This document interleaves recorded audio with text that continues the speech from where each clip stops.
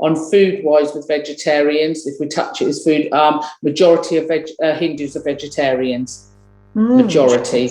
Vegetarian Indian cooking is probably, you know, I'm being biased, the best I've known. So because we don't eat a lot of meat, we eat fish, but a lot of vegetarians in the Hindu culture, and that's because they believe, like the cow, we don't eat beef as Hindus at all. Yeah. I don't eat beef. There's obviously, this has completely changed, Tanya, because we move with the generations. Like I said, my children are, you know, third, fourth generation, so they do eat. Sorry, but it's because the cow is a sacred animal and it ploughed the land, which gave us the food. Oh, of course, yeah. So it's revered, and so why would you kill that animal that gave you the food in the first place? So as I grew up in the 60s in this country, my mum and dad never had pork or beef in their house. Never ever ate it. Never bought it. So what's your memory as a child of your favourite? What would have been your favourite meal as a child? Vegetarian. My mum was all home cooked. We never had any other food. We had a meal every single day.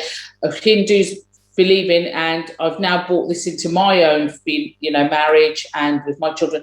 We sit at a table and eat a home cooked meal every single day. My dad was insistent on that right up until we all started going to college or work. 6 o'clock was the sit down meal, and it was home cooked fresh every single day.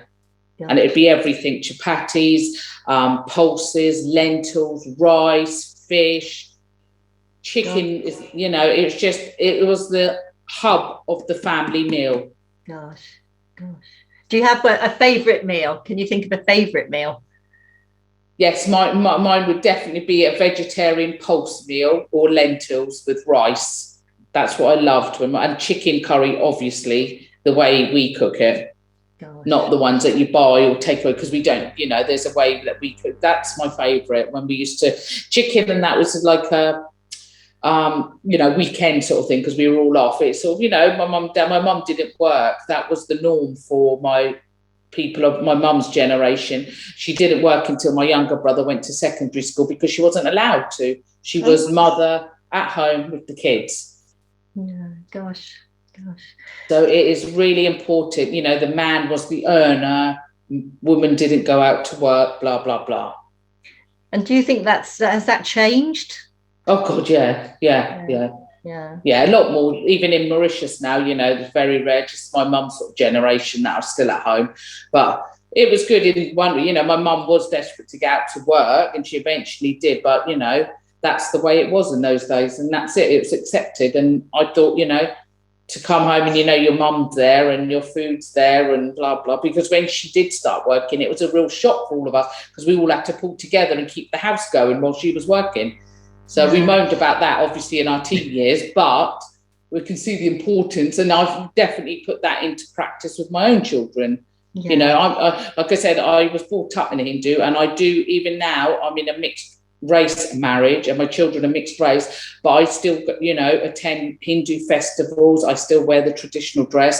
I don't have to. I know a lot of my, you know, cousins and family don't do that, but I think it's important, because my mum was one of the oldest, and she did teach me that. Yeah, I mean, I completely agree with you. I think it's so important to really embrace your, you know, our roots, and your pride. And hearing you talk, I can just hear the pride that you have in that rich cultural upbringing that you had, and how, you know, and how that. I'm not saying that everybody was the same. It's because my mum was the oldest over here, Tanya, so everyone looked to her if they wanted cooking tips for religion.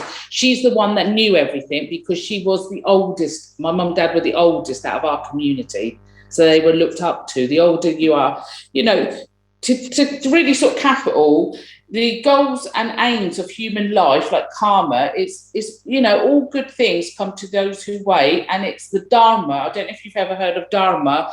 It's to help each other. It's the purpose of life. You can't just, this is what Hindus believe in, you can't just plod along in life, grab, wanting all about me. You've got to give something back to live a fruitful life, and that's how I truly believe that. I do.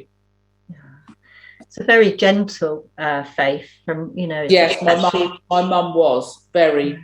Yeah, very gentle and accepting and warm, and tolerant. It's really, it's really lovely to talk to you. I'm learning so much.